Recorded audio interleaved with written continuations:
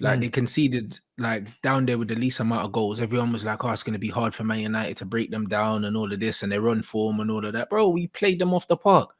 But I was pretty happy with that, to be honest. I was pretty happy with the performance yesterday. I was. I can't even lie. I think this is the closest to looking like our manager's football that I've seen Man United play consistently for, I say, 90 minutes. We made a lot of mistakes, but they're still learning. They're still learning the way the manager wants to play. And also,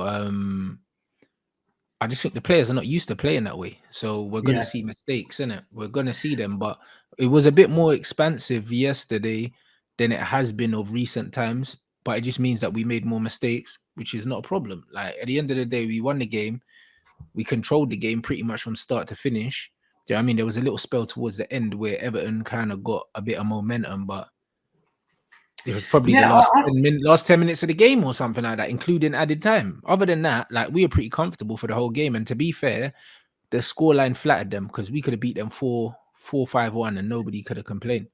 Yeah, I thought Man United were decent. Actually, that's probably a bit harsh. I thought you were good. I thought Eriksen was excellent.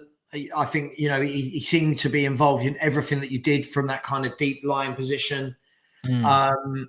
And Anthony looks a really good player. I mean, I'm saying that as though we never saw him at Ajax. He looks a real good addition.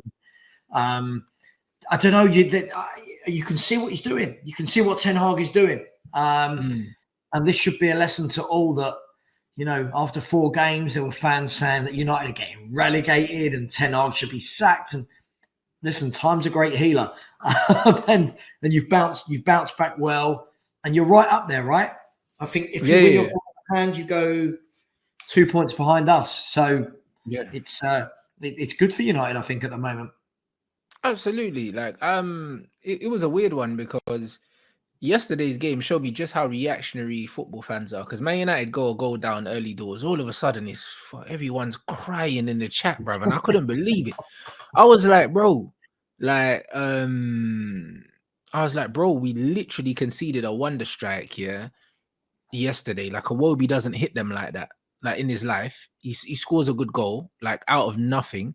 And then all of a sudden, everyone's forgetting how well we actually started the game. We started the game playing well, and then we conceded against the run of play. And all of a sudden, it's doom and gloom. And then as soon as we score again, absolutely just controlled the game. Even after conceding the goal, we were still in control of the match at 1-0 down. Like there was never a point of the game where I thought we were losing it. So, like I don't know.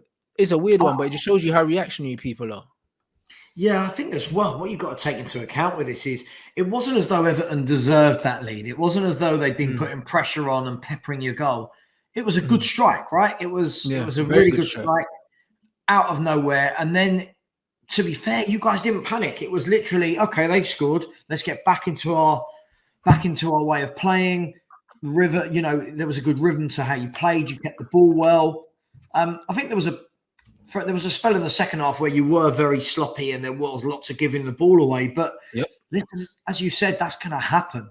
You can't go from a team with no identity to playing this wonderful football in 7 or 8 games. But you try to play. You can see what Ten Hag's doing.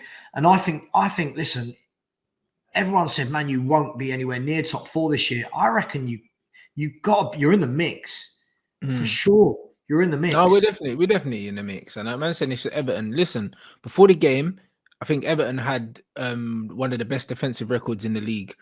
Like they conceded like down there with the least amount of goals. Everyone was like, "Oh, it's going to be hard for Man United to break them down and all of this and their run form and all of that." Bro, we played them off the park. So people can say, "Yeah, it's only Everton." I think they got a draw against Liverpool, and they should have beat Liverpool actually. So it's one of them things. We've beaten Liverpool. Liverpool drew with Everton. We beat Everton. So we're comfortably better than Liverpool right now. So that's one team, that we don't have to worry about finishing above us this season. So we've just got to make sure one other team finishes below us this season and we've got top 4. That's the way I'm looking at it.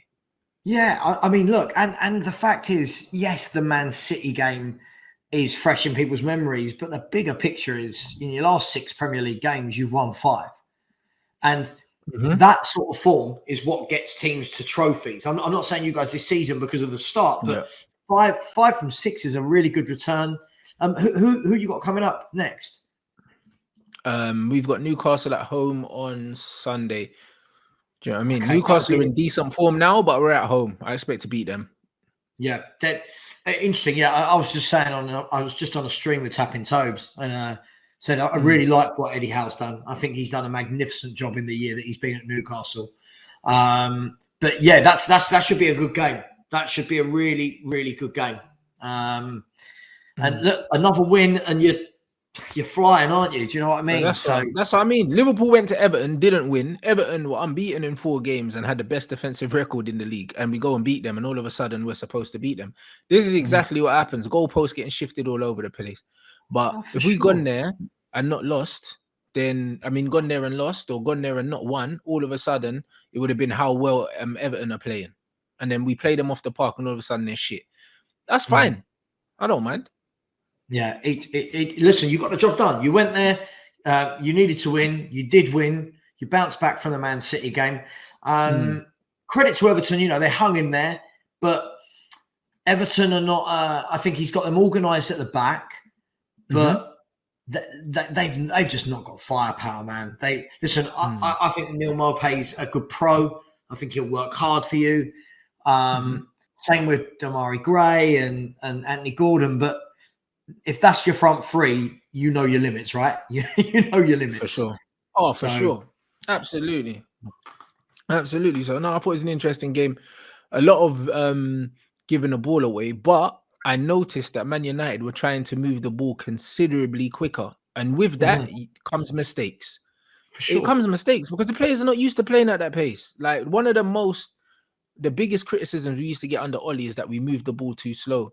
It was pedestrian. You know what I mean? There was no real intent. It was almost like, that's why we said it was freestyle football, because everyone that had the ball, they didn't really know what they were going to do with it. They were waiting for movement in front of them. The movement didn't come, and it was boring, bruv. Like, that's exactly what it was. Like, we just, like, the speed of the passing was too slow. Yesterday, the speed of the passing was very quick, but with us trying to play fast, we kept giving the ball away, which is understandable because we're still kind of understanding where we need to be on and off the ball, and that will come. Do you know what I mean? So, as I said, you give this guy another. You give him the summer. You know the players he's going to be bringing in are going to be players that can play his way. You've got technicians of the ball. That's my word for the day at the moment, because it's what Tottenham haven't got.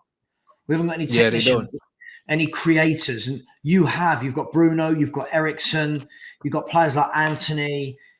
And then you've got the other side of that where you've got the pace with Martial, with Rashford. So I like what he's trying to do at Man United. I do. I think he's a really good manager. And lots of people spoke really too quickly at the beginning of the season. And Casemiro as well. His passing is massively, massively underrated. People are sleeping on Casemiro's passing. Yesterday, he done one ridiculous pass like round the corner. And he does it a lot, but he's receiving the ball with his back to play, and he's playing the ball around the corner without even looking and stuff like that. The guy's vision is an absolute joke, innit? And obviously he's a destroyer and he's known for breaking up the play, but the guy can pass as well.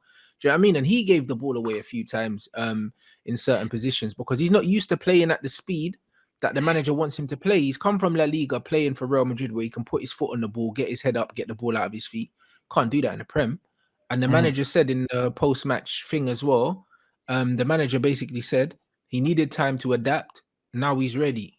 Do you know what I'm saying? And the manager said that he would be a big part of this team, but he wasn't ready. Do you know what I mean? And he will still need, I reckon Casemiro still needs about 3 or 4 games to really get up to the level that he can be at. But even so, even with him at 70%, he's still one of our best players. That's how good he is. Yeah, listen, proven winner.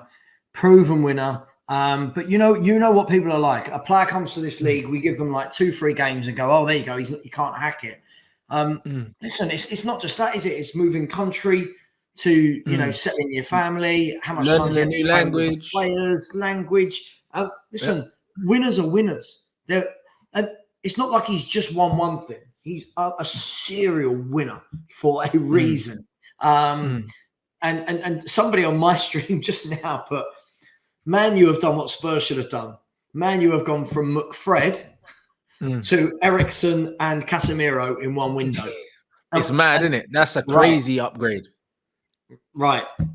That's what you need to do, right? And that's bad news for everyone else, because if they do keep backing the manager at United the way they have in this window, then sooner rather than later, you'll be a top team winning things again. And yeah, I think you'll be good. 100%. Now, I'm very positive about what we're doing. I'm positive about the attitude that the manager has brought into our team. I think that's what's exciting me the most, because like I was even saying to my brother, Sancho and Malacia never played yesterday, not a single minute. And I was completely fine with it, because for the last couple of games, they haven't been up to it. So you get dropped and then you earn your way back in the team. Same way Casemiro had to earn his way in the team because McTominay was playing well. Like, that's exactly how it should be at every big club. Like, you shouldn't be allowed to play 2 games below a certain level and still play. Like, I don't believe in that. Like, I wouldn't do it in my team either. Like, when I'm selecting my team, if a player hasn't played well for 2 games for me, sitting on the bench. Maybe if he hasn't played well for 1 game, he might sit on the bench, because I have that depth that I don't have to let people play themselves into form. Like, that's what training's for. I mean, if you impress me in training, then I'll put you in the team. Like, I'm not going to allow you to play badly in games and potentially cost us points, because you're getting into the swing of things. Nah, forget that. So it's the same with Luke Shaw. Luke Shaw played well last game, so he should start the next one. Like, Ronaldo scored and he looked all right when he came on, so he should start the next game. Like, that's just how it is. He scored a goal, so start him next game. And then if he doesn't play well from the start, and he notoriously doesn't really, then you take him off. But he's done enough to start the next match. Yeah, look, I think at the end of the day, right, as you said, if players are playing well, they play. And you know, obviously there's some players that you give that kind of grace that they're not always going to have a great game, but you know what they're going to do the next game. To be fair, I thought yesterday was a decent performance from Luke Shaw. And that's a player I've been really critical of.